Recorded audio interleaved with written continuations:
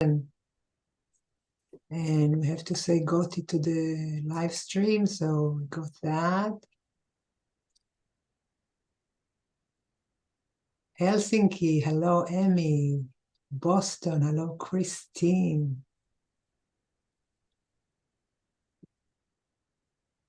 I'm sitting in Northern California, Whidbey Island, Washington, USA. Stephanie, welcome. Jeannie, hi from Maryland.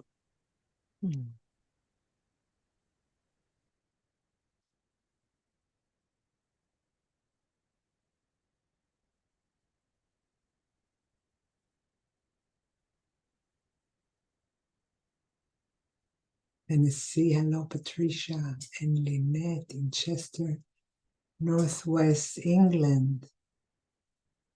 Northwest England. Let's dismiss this recording view.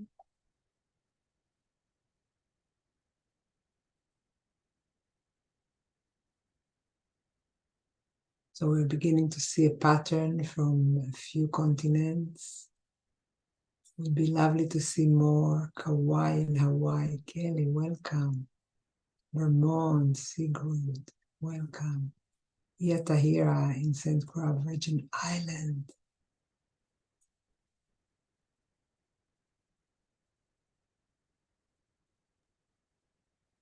I don't have the globe fully in my head to see the pattern, but maybe some of you do.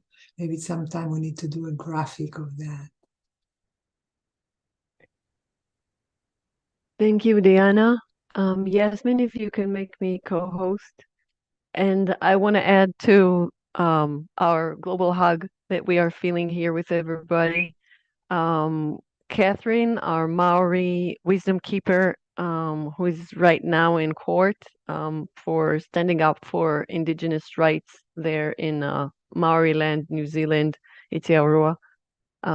She really wanted to be here, but the court session is right now. So we are sending her our love, our hope, prayers that she gets with her words like a hunter, like a sniper, straight to the heart, straight to the head, causing as least suffering as possible and as much effect. And may they prevail and come to something new from getting together, even though the circumstances are a bit painful. Thank you for being with us, and please continue to put where you are from as we are gathering on the 13th time this year for this Moon Wombs of Peace gathering, Rechem Shel Shalom, Rahem Salam, as we call those circles. And we are very thankful for you for being here. Some of you have been with us from the start. Just a minute. That means that the YouTube is working. Sorry. So we're very thankful to the new faces, to the old faces. We need all perspectives, the fresh ones and the veterans, and we are here to hear from you and learn from you. And by you, I mean all of you, our official wisdom keepers, and also our community that holds so much wisdom. Today, we get to also hear from you, which has been rare for us this year. And the way we're going to do this, for the ones who are joining us for the first time, these circles are about listening. They are called, they're based on talking circles. The first portion isn't going to be a proper talking circle because a talking circle is confidential, and we are streaming this part. But after the first hour, you will go into breakout rooms where it will be talking circles without recording, without live streaming. In order to do that and to get all of us into the energy of listening as deep as the womb, we will all co-create this, and the speakers will let the talking circles talk through them. And so they will do the initial ripple of the circle, and then we'll go into breakout rooms to do the rest of the ripples. And the way we do this, we hold this kind of listening, is with guidelines that we got from our elder here in Alaska, Rita Blumenstein, our late elder, that has worked with a lot of indigenous communities throughout the world, her own and here in Alaska, in the Turtle Island and beyond. And she found that these circles, as she named them, talking circles, they have different names and different forms, but they are in every indigenous tradition that she met those in a variation. And she found that they have shared guidelines, which she gathered and handed down to us.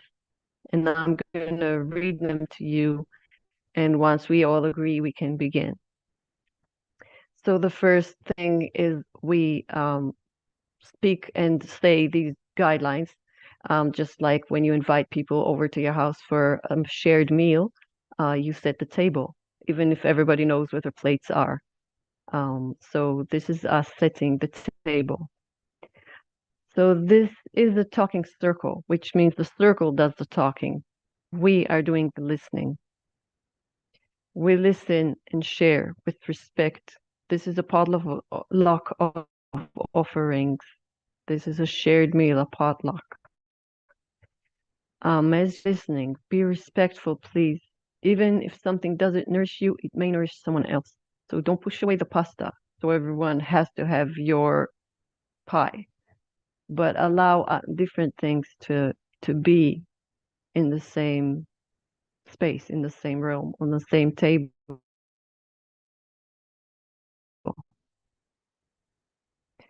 When sharing, when listening in the circle and beyond. Sorry, my internet is a bit shaky.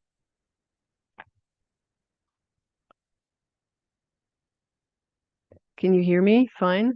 Because it's telling me my internet is no good. Yeah, okay, good. So we are asking to be respectful of yourself, of other selves here in the circle and beyond. Be respectful of time and attention that are limited because we are human. We are asking to listen with the innocence of a child. Like when you heard something for the first time, think of the first time you heard of a dragon, of a lizard dragon, of a pyramid, of a platypus, of a fairy, maybe of a belief from some tradition. Before you decide, before the opinion, is it right? Is it wrong? Do I believe it? There's innocence of just receiving the story. That is what we are asking, to receive, not necessarily accept and fully embrace, but receive. Do not reject, for it may be nourishing for someone else, even if it doesn't for you. The next thing we are asking is to remain clear of agendas, titles, flags. Please listen without planning what you're going to say, without consulting, marketing, lecturing, or arguing. When we're not preparing what we're going to say, we are allowed to listen better. In these circles, a lot is going to come up. And if something ignites something in you and you stay with it and then you plan how you're going to respond, you are missing out on the next thing that comes up in the next thing. This is so rich, you will see, that just let the moment pass through you. And when it's time for you to speak, this is how we speak. We don't do cross-talking, and you do not have to speak, but you will be given a chance to speak at least once. Even if you do not speak, you will be heard. You don't have to speak, but it is your right, your privilege, your opportunity. When we speak, please speak when the moment and the words are ripe. So we don't look for many idioms and descriptions, but again, we respect time and attention that are limited. And so if something isn't ripe in you, maybe you can say, please come back to me later, or maybe you can take a deep breath and feel if it's ripening you. and we only speak our truth, recognizing that my own truth can be very different from yours situation. If Mary and I were walking on the same path and something happened to both of us, for me it could be funny and for her it could be sad, and it's just as valid. So we only speak our truth of what we know to be true through our own lived experience, not something that we were taught or borrowed from somewhere. We don't speak on anyone's behalf but myself, yourself.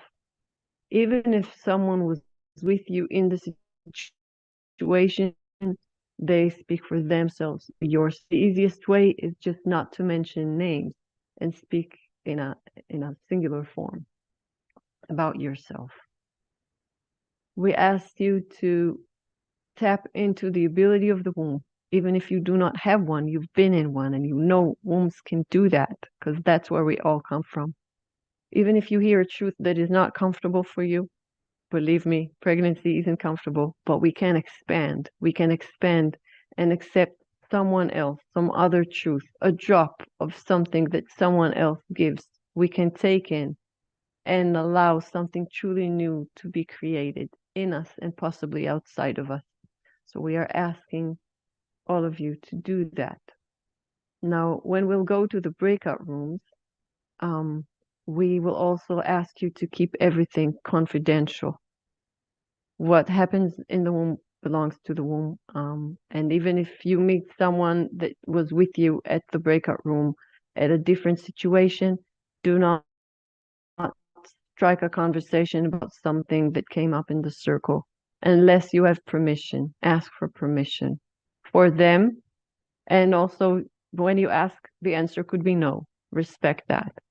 And also, if you're going to speak about someone else or quote someone that said something in the circle, please make sure with that person that you have their permission to do so. And if you do not have it, do not do it. This is our request for you to respect the confidentiality. And now we will ask you if you have any changes or adjustments you want to suggest. Please unmute yourself and or put it in the chat box. We will wait 30 seconds and then we can begin.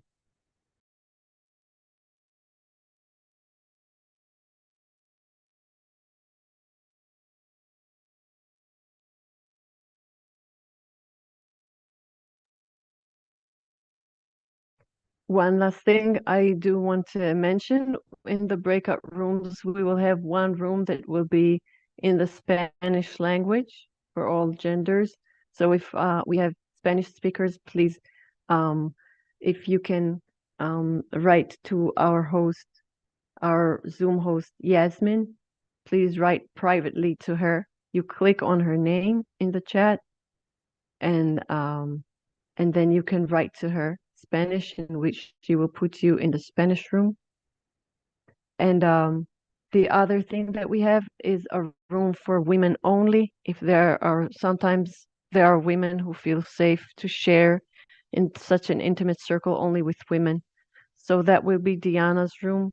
And please write to Yasmin, women only, or Diana's.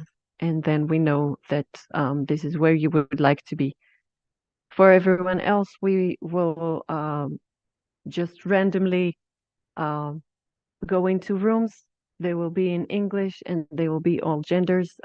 These are womb circles. We will be starting with women even in these rooms, and we have a majority of women, but we are welcoming all genders like the womb does. And with that,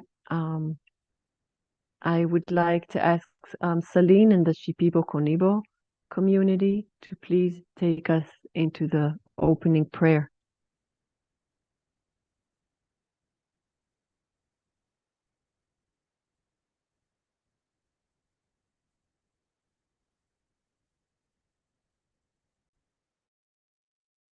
Celine, please unmute. Yeah, now is your turn to say. Ahora pueden decir lo que desean. Pueden cantar, pueden dar la bienvenida. Yo voy a traducir. Olinda, vos. Hola, muy buenas tardes. Mi nombre es Olinda Silvano.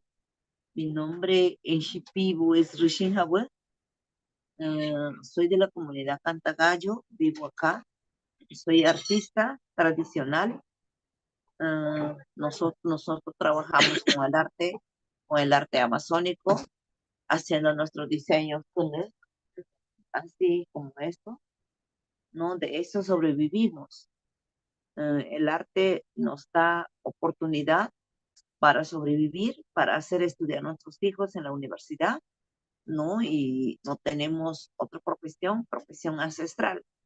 También cantamos, somos cantores también, ¿no? Y somos danzantes también, somos de mil oficios, Le voy a traducir. de plantas medicinales también. Planta medicinal.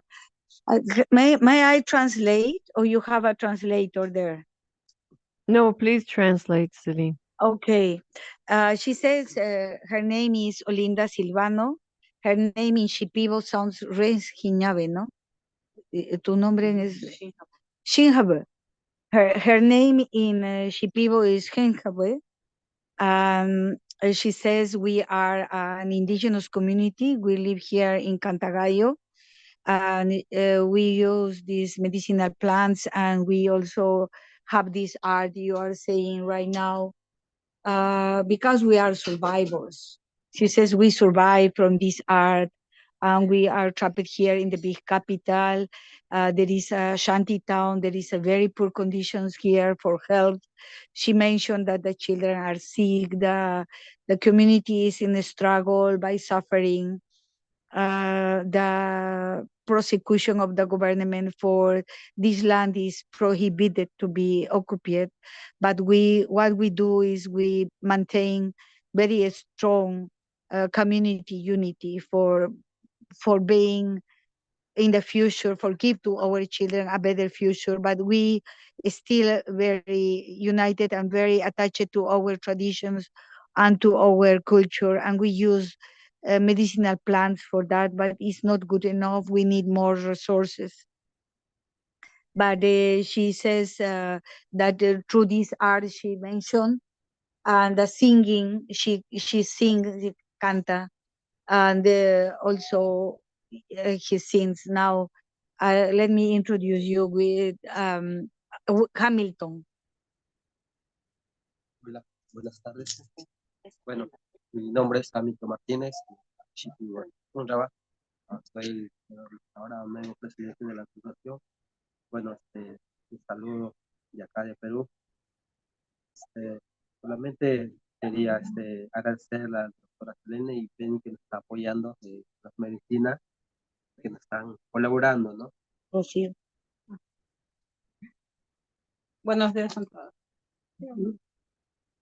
Bueno, y justamente estamos trabajando coordinadamente para la población, dar medicamentos, y es por eso que estamos pensando mejorar, crear un puesto de salud indígena, porque nosotros trabajamos con medicinas tradicionales y quiero que nos apoye para poder tener un espacio para el puesto de salud indígena dentro de la comunidad, para poder así apoyar también a la población que siempre venimos haciendo, ¿no? Y eso queremos seguir trabajando, también con sus apoyos de ustedes. Muchas gracias. He is the leader of the community. He was recently enacted as the biggest leader. He changed the position now. He is the biggest leader in the community. Used to be Olinda, now is him. And he says hello to you all. He wants to send you a big wish of being good, keep the peace of mind and being strong, because we are going to pass through extremely difficult times regarding the war, and we have to keep our indigenous spirit very strong and very firm. And he's inviting you to see that this community, even has been heightened heavily, is still very strong, and he wants to send to you this message of strengthiness, courage, and keep going and keep doing, because we are survivors. And in this community shouldn't exist. He says, because the government don't want the indigenous people in this land, because this is a very precious land. This is the downtown of the Peru's capital. But he says, as an example of resilience, as an example of cultural resistance, he sent these wishes for you, and he's sending big greetings for every one of you here. Now I will introduce Rocio Arevalo.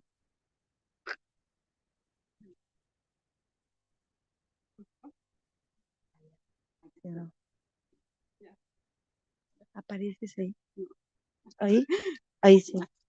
Buenas tardes con todos. Mi nombre es Rocío Arevalo. Soy asistente social de la Asociación Cuchicol.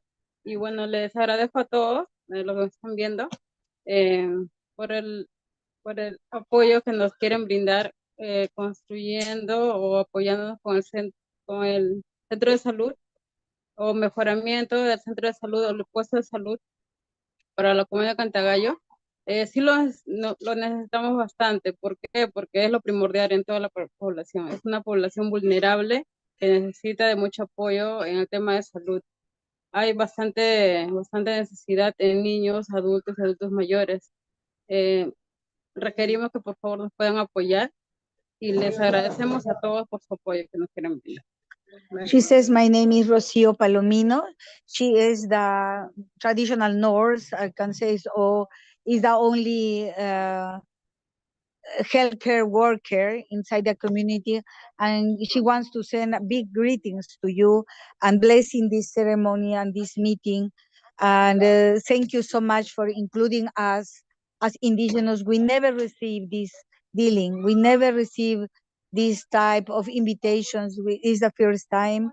We are super grateful with you all because we have been working isolating, and we understand this is no good. And we want to show to you the gratitude we feel because we got included in this group. And now for the opening of the ceremony, Olinda will show to you the indigenous welcoming, and she will interpret it a song talking about how grateful we are to stay in this meeting with you, people from around the world, indigenous from New Zealand, indigenous from Hawaii, indigenous from Israel, from around the world. And this is a song of blessing. This is a profound song, a spiritual song, talking about how the indigenous people could be more resilient even. ¿Tú puedes cantar algún Ícaro para darles la bienvenida? Bueno, voy a cantar en mi idioma, ¿no? Para dar bienvenida y para dar no, buena energía o sanación. Diciéndoles.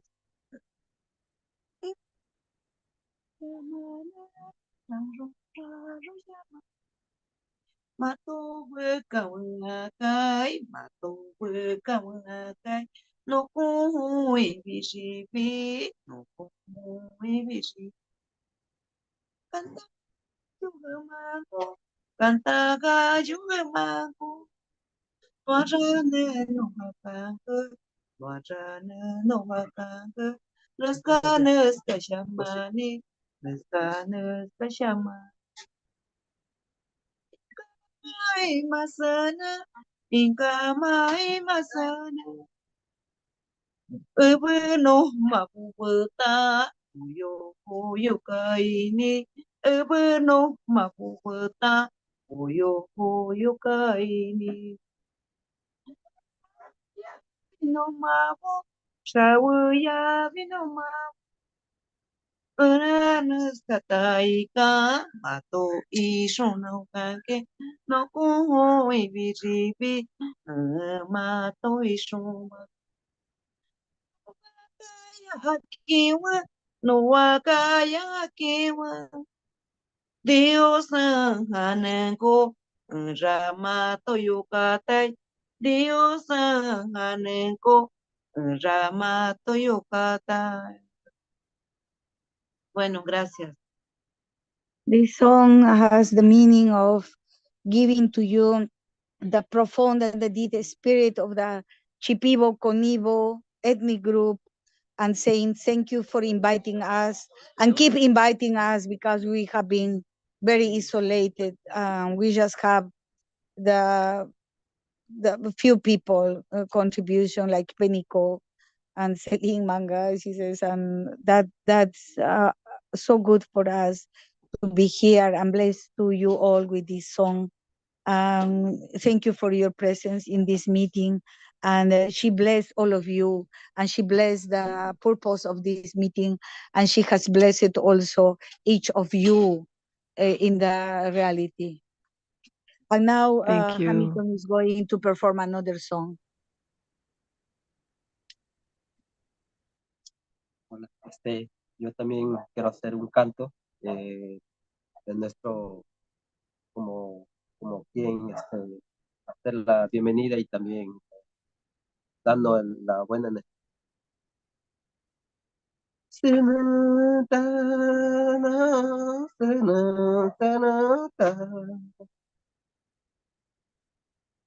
Que Shovanore, que mato e Shovanore. Nescaraniko, no, Nagore, Nesca, Shama,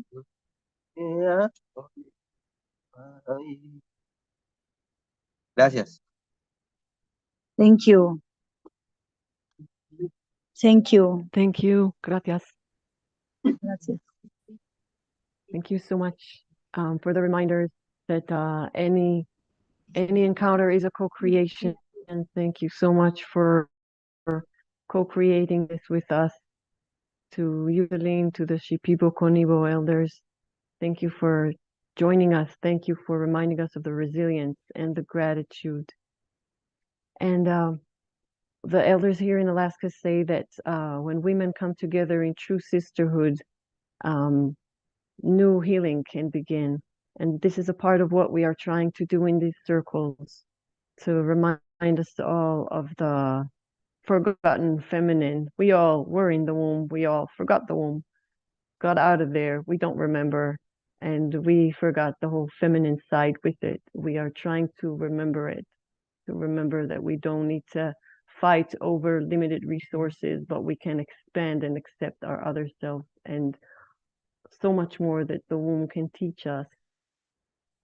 And to do that, we need to connect with our womb. And one of the best people to do that, to help us do that, is Diana Lam. So please, Diana, if you can take us into the womb meditation. Thank you. Gracias. Thank you for the prayers and for the circle and for the community.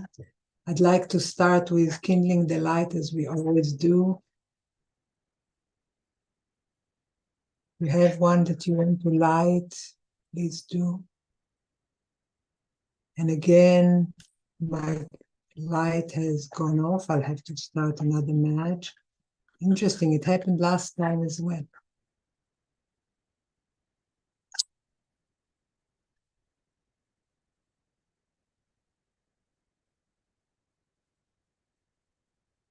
This match is not lighting. Interesting, so I'll reflect to see what this is The same about. for me. The first one went out and the second one didn't light up. We are aligned.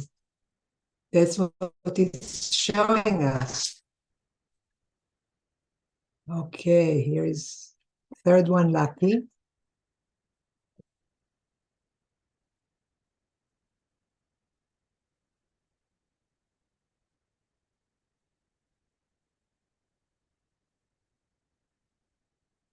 So inviting us to kindle the light within us and all around us. I'm going to put the light down and invite us to close our eyes and connect with our breath. Inhale and exhale deeply, placing both of our palms on our heart and breathing into our heart, greeting our heart. And if you have a womb in this body, in this lifetime, either flesh and blood or etheric one, if your flesh and blood one was surgically removed, you still have an etheric one. Place one palm on your etheric womb or your flesh and blood womb, or keep both on your heart. Saying hello to your physicality, to your unique being on this planet, in this time. Saying hello to the womb that you are holding in your heart and in your body, or the womb that you came from.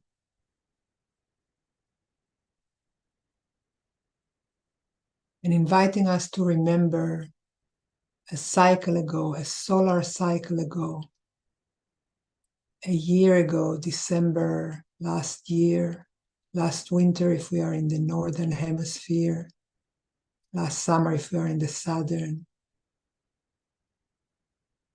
What has our womb, each of your wombs and your heart, birthed since then? What visions and aspirations you birthed into the world? What fruits came out of you into the world that you want to acknowledge, savor, delight in the sweetness of? Take a moment to appreciate that.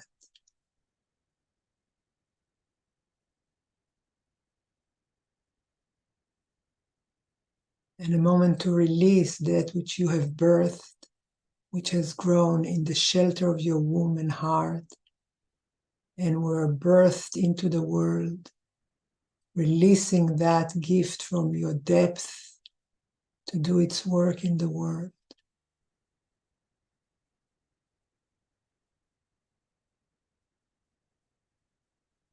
And what dreams, beginnings, aspirations might have withered on the vine, might have not come to fruition, the remnants of which might still be in your heart and your womb.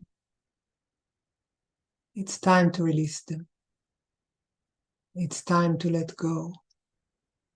It's time to say, this seed has not sprouted, and I am freeing it and free from it, releasing it, letting it go, letting the walls of my womb release it, letting the chambers of my heart release it, letting my soul release the dreams that have not come into fruition, and exhaling them out to be mulched on the earth, to give life and sustenance to a new cycle of life that always begins.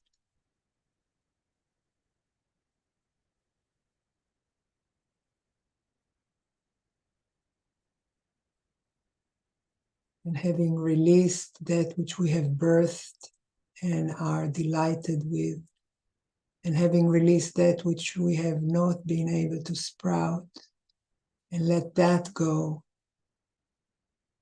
let's breathe into and embrace the space that is now fertile and waiting and anticipating for a new cycle to begin.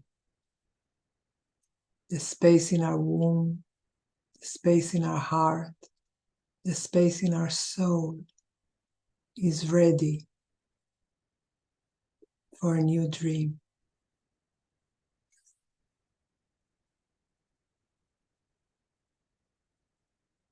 Allowing ourselves not to know what that dream might be, or maybe having clarity already what this might be.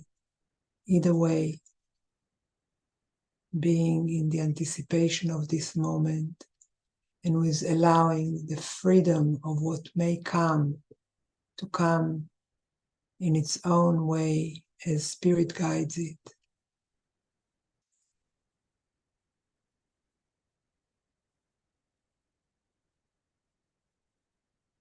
giving gratitude to Spirit that always plants visions in us and accompanies us as we get pregnant with our visions, release them or bring them to fruition.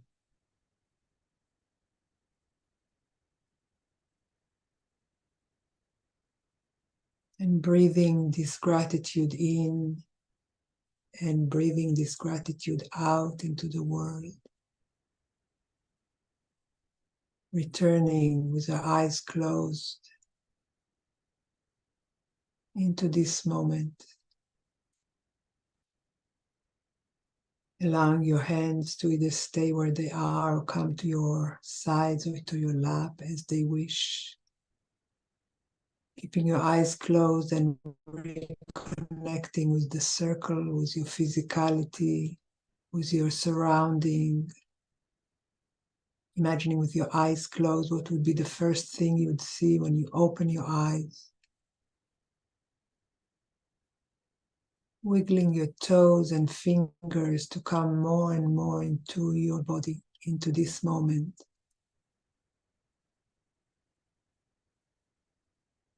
And when you are here fully, consciously, allow your eyes to gently open.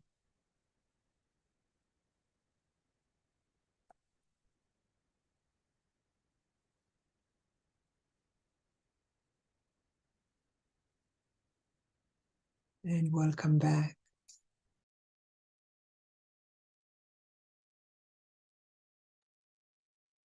Thank you, Diana. Thank you for reminding us of the ability to dream, whether these dreams will come true or not. When we were looking at this meeting, Diana and me, as we always do, and we understood that I understood that it's about reflecting about the past and envisioning the future. And then Diana said that Wounds of Peace is a movement. And I got scared because I didn't see the roots to the shoot as a movement until she said that. And then the word was too big for me. But then I remembered that our Auntie Puna from the Hawaiian tradition says, she told once, put movement to the pain. And right now, there is a lot of pain on earth. And yes, we need that movement. But I don't know what it looks like. And then again, I panicked, and then I realized I can ask you. I'm not alone in this. And so this is the question I would like to bring to the circle for us to focus on and circle around. And then I realized some of our elders here, some of our wisdom keepers, have been a part of movements long before I was born, movements that have made huge changes. And so I'm asking, how do we feel a movement that is true for us, in us, and around us? How do we discern what movement to join or maybe even create? How does Womb of Peace move us, in us, maybe beyond us, maybe around us? Like, what does it look like?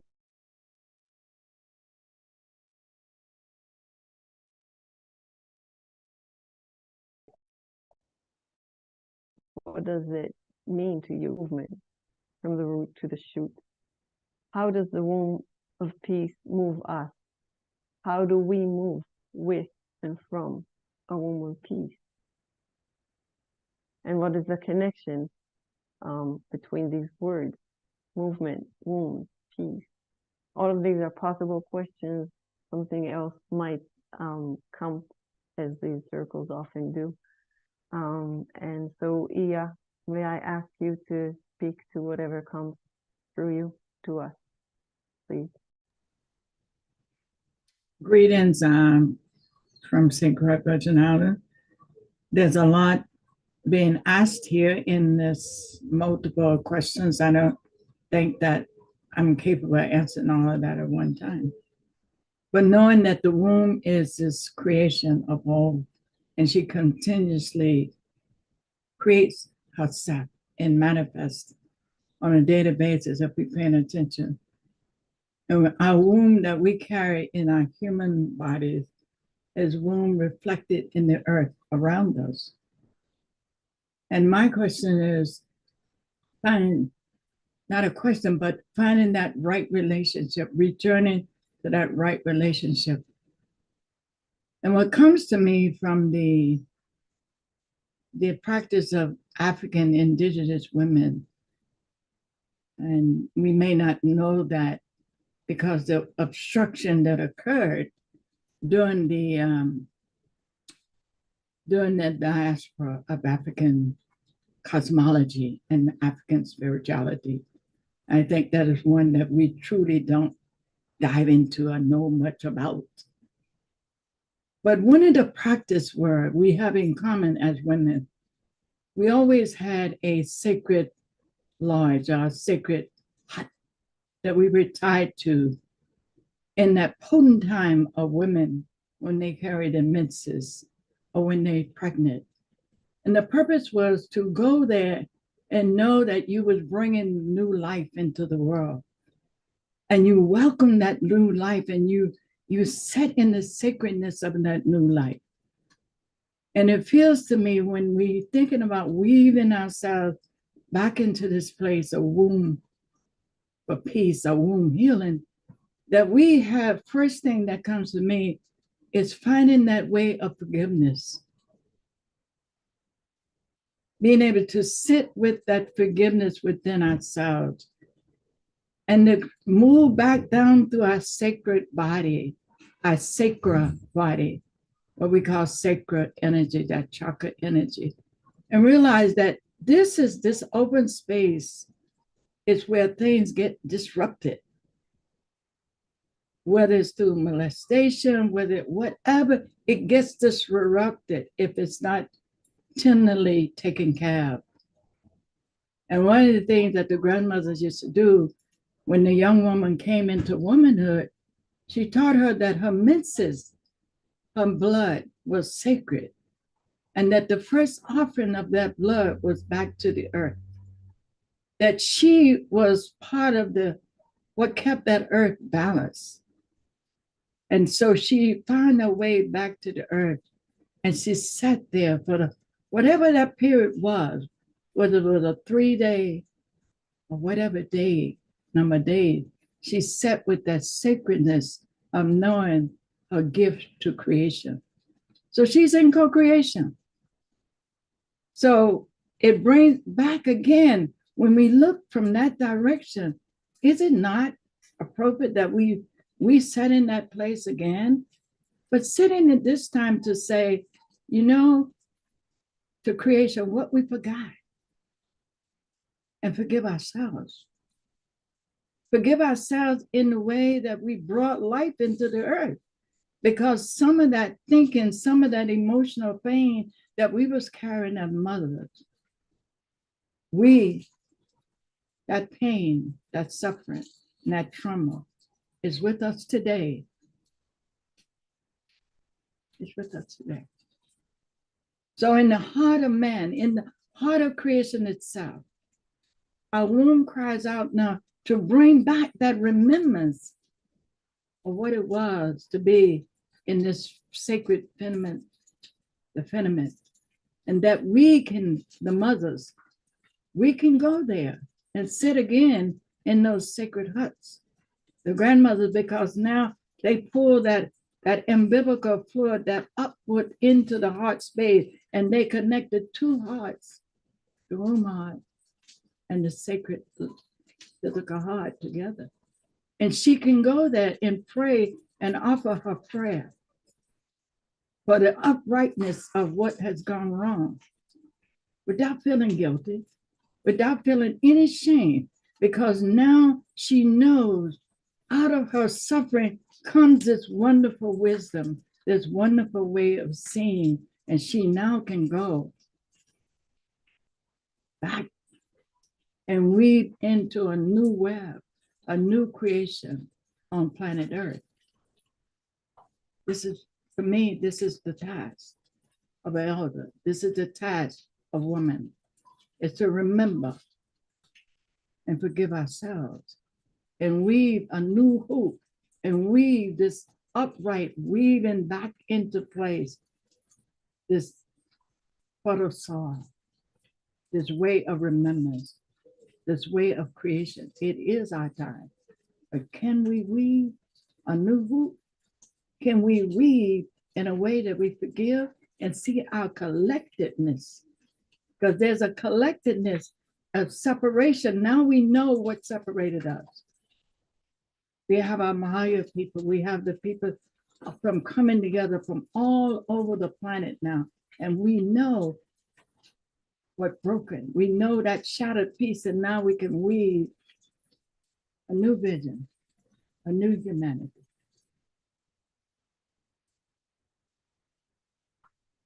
A new way of seeing, a new way of being. So I asked us to breathe into that sacred, that sacra, and allow it to feel into it. On a day, if we could go there and just sit with it and allow it to speak to us, we can bring harmony to earth and begin to connect those pieces and leave a better earth for our children, our great-grandchildren, and future generations. That's what I feel, that we can weave these pieces bit by bit. How do we get wisdom? How do we, our elders said, we get it bit by bit. No rush, bit by bit. Piece by piece. And so it is. And so it be.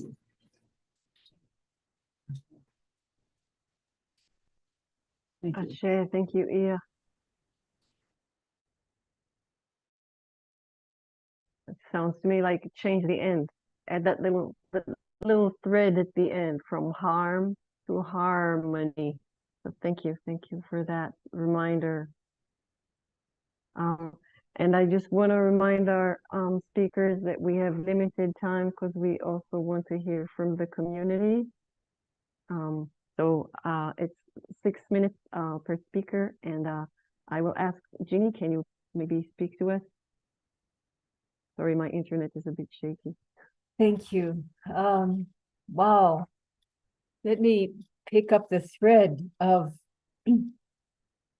being in right relationship. Forgiveness. Forgiveness. I wouldn't have used that word before Elder Ia spoke it.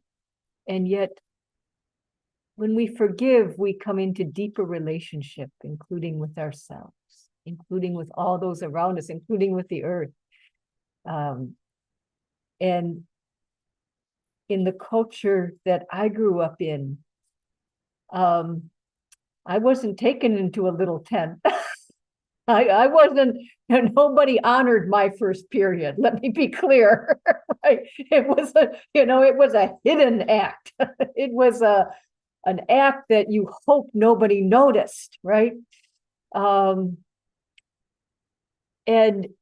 that was in some ways emblematic of my young, ambitious life. I wanted to go into outer space. And so for me, that meant working at NASA and in a man's world. And there was a lot of what it is to be me that could not show up there. My heart could not take it after a while. I have to be honest. And it got very arrhythmic to the point where I thought I was having a heart attack, honestly, and went to the ER room with, was then assured it wasn't a heart attack, but it shook me enough to say, figure out your life. This is not your life. And that was a very important point in my own practice. I'm a Zen teacher. And even then I was a meditator and a martial artist, and I was deep in the body and yet somehow not in right relationship. And so that right relationship to me starts with how I connect with my own womb, my own, we say hara in Japanese, but my own base, my own foundation, the sacred sacral area that Iya points us toward, the area that we get cut off from if there has been trauma and distance in our life, and the area that we reclaim our full power with as a human body, as a human woman. And this right relationship on the inside, in my experience, was also the gateway to a right relationship with the earth, the right relationship with people, the right relationship with opening up into what the heck I'm here to do. Elder Iya points us toward the womb of the earth and our own womb as a representation of that. In my own tradition of Zen Buddhism, there's a phrase for it called Tathagata Garbha, the womb of the universe, which I have also heard the indigenous elders speak to. But it is not, it is more like that out of which everything arises, not something you can describe, not something that we would put words to. It is that out of which everything arises.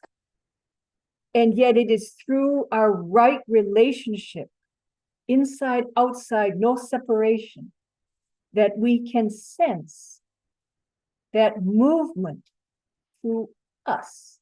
We are, in a sense, an antenna for it. And our own womb, if you will, an antenna for it, for a great gestation. And I don't know exactly what your practice is, because there are as many ways to approach this right relationship as there are human beings. But I know that approach it is our work. It is our work, in that it is what informs our movements from the source of wisdom, not a source from a neurotic ego or a traumatized history or a this or a habit or whatever, but from wisdom. And in that wisdom, the movements we make to become a movement have that quality, that shimmery brightness that is based in love, that is based in connection, that is based in one withness, that is not based in fear and war and separation and extraction and all the things that have composed the matrix of modern culture. Right relationship is the must. Find that for yourself, for each other, for us. And let's bring that into our moves together for the right kind of movement.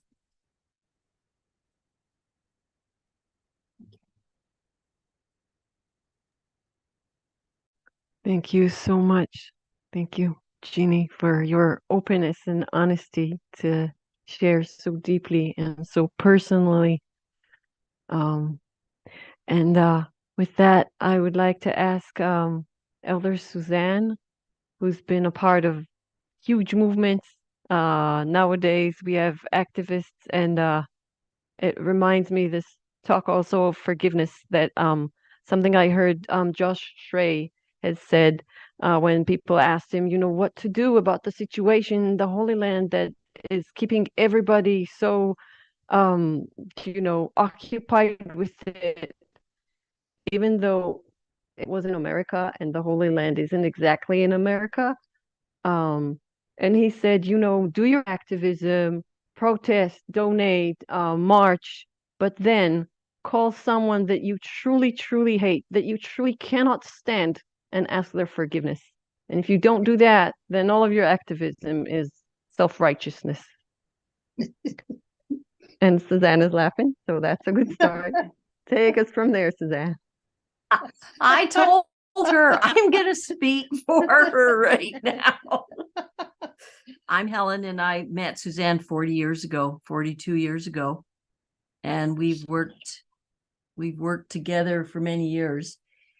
And you know, when I talked to you, Yal, yesterday, you were talking about, well, Suzanne has that long history of activism. So I told her that, and she said, what? Like, what activism? And I reminded her of the year 1968. I didn't know her. Suzanne had turned 31, and it was a monumental year of Martin Luther King had been assassinated in April. Robert Kennedy was assassinated in June, and Suzanne enters the picture with the Democratic Convention in Chicago, where she was living and teaching art at the time. And it was the first time that that young people, everybody came together to protest what was going on with the war in Vietnam. So Suzanne went out with her cameras and thought, well, I'm just going to observe this. And she was so horrified to see the tear gassing of crowds. And in particular, I always remember her seeing a person in a wheelchair fall off, you know, as everyone was running, fall off a bridge into the river. And, you know, people jumped in to save that person, but it had such an impact on her.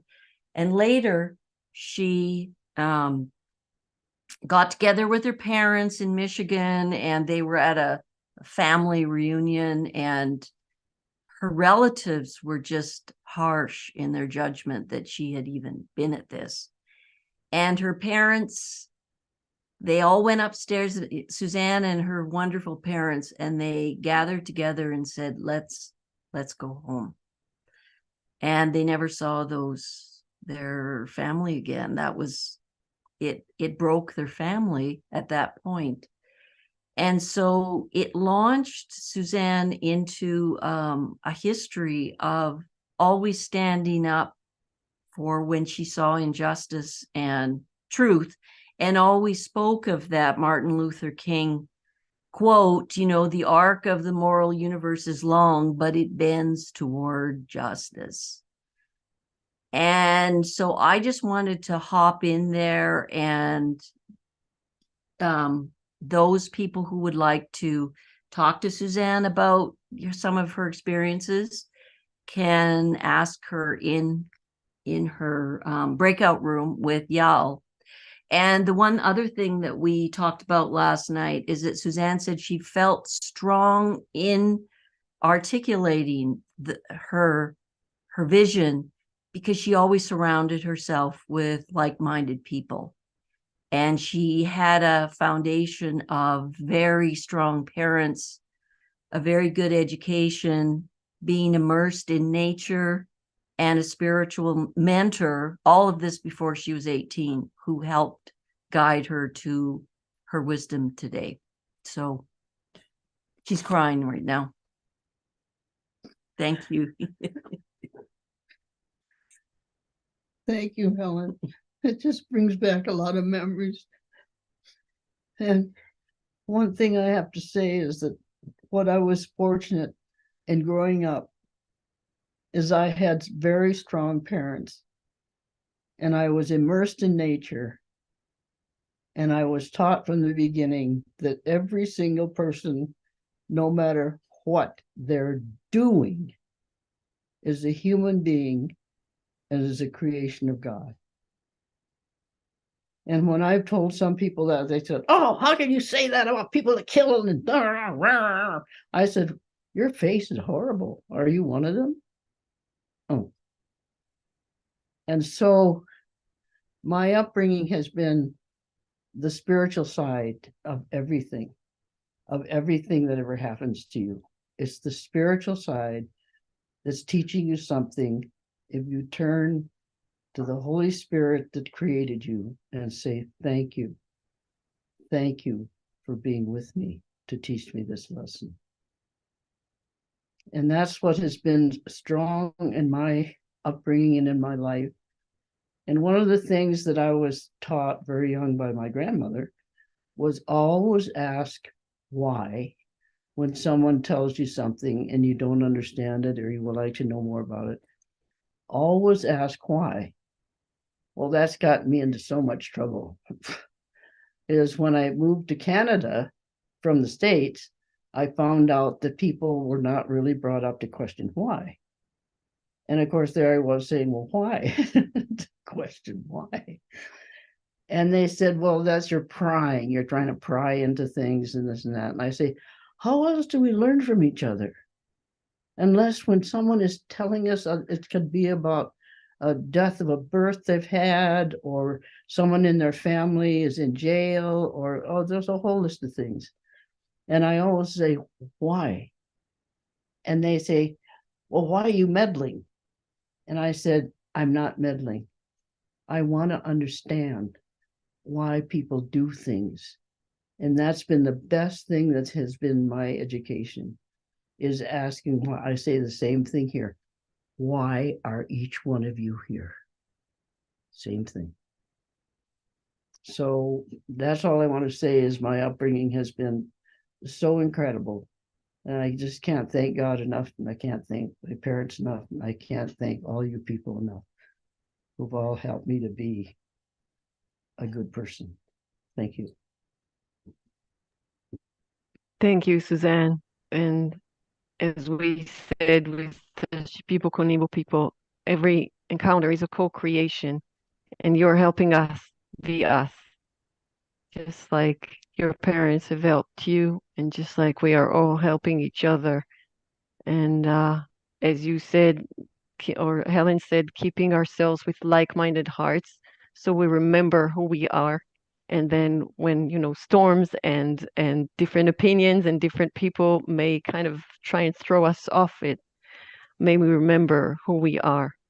And with that, I would like to ask Celine if we can have your wisdom. The Shipibo Konibo can speak in the room later with you, with the Spanish speakers. But right now, Celine, from the Quechua and Aymara people, I'm asking your wisdom. Please, sister.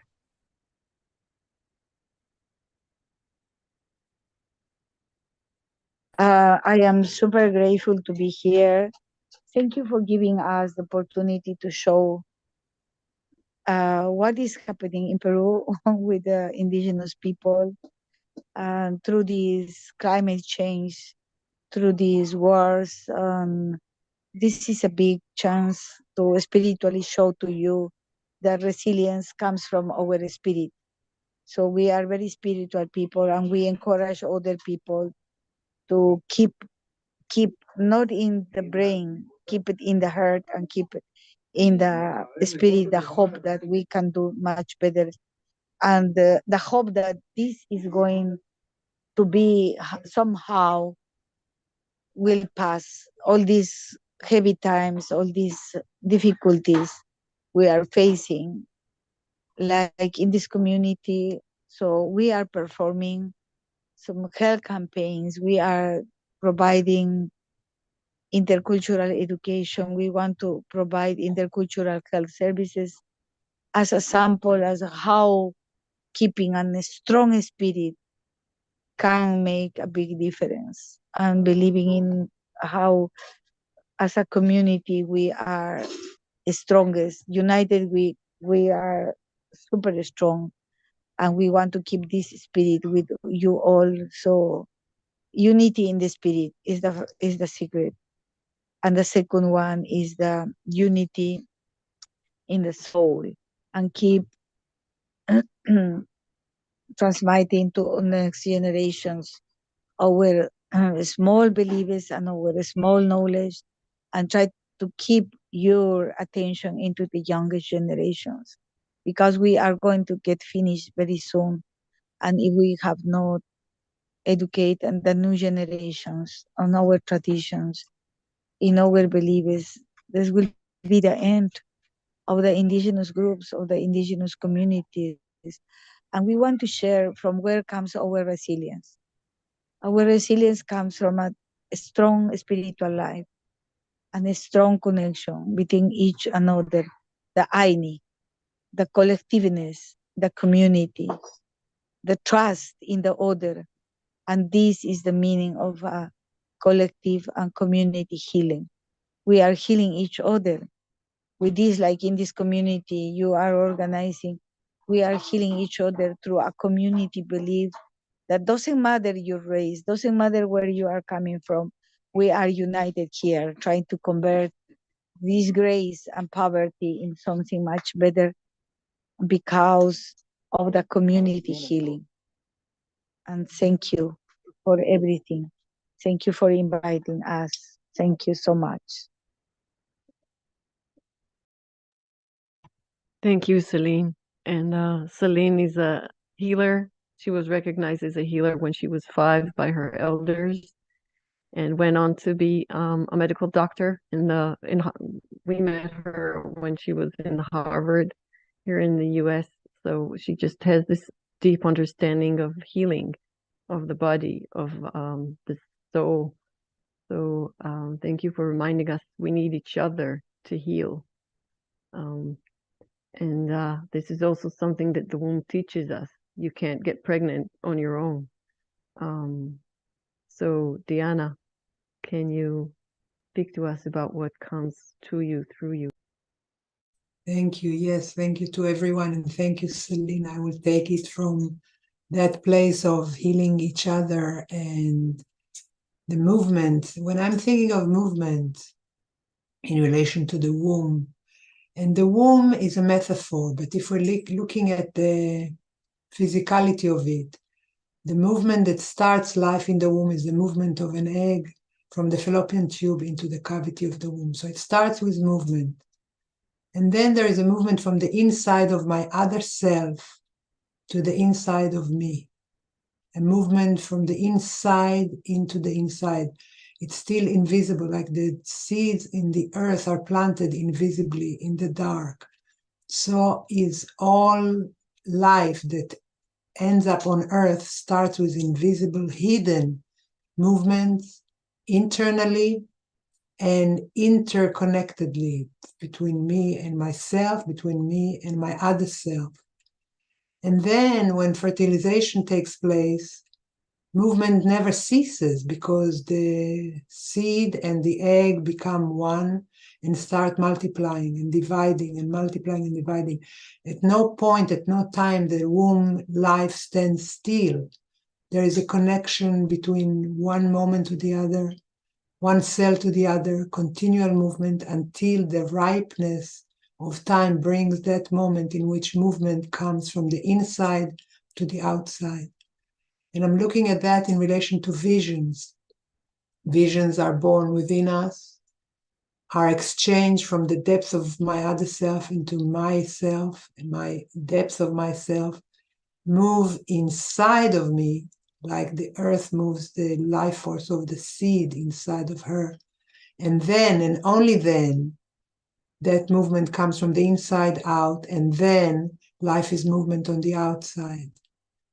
So I think with the wombs of peace, we can use the metaphor of movement in the womb and into the womb and out of the womb as a way in which we can bring peace into the world.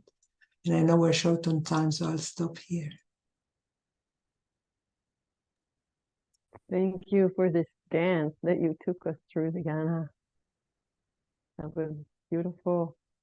And with this, I think the next move is to move to the breakout room. So Yasmin, if you can please send us there. And everyone, we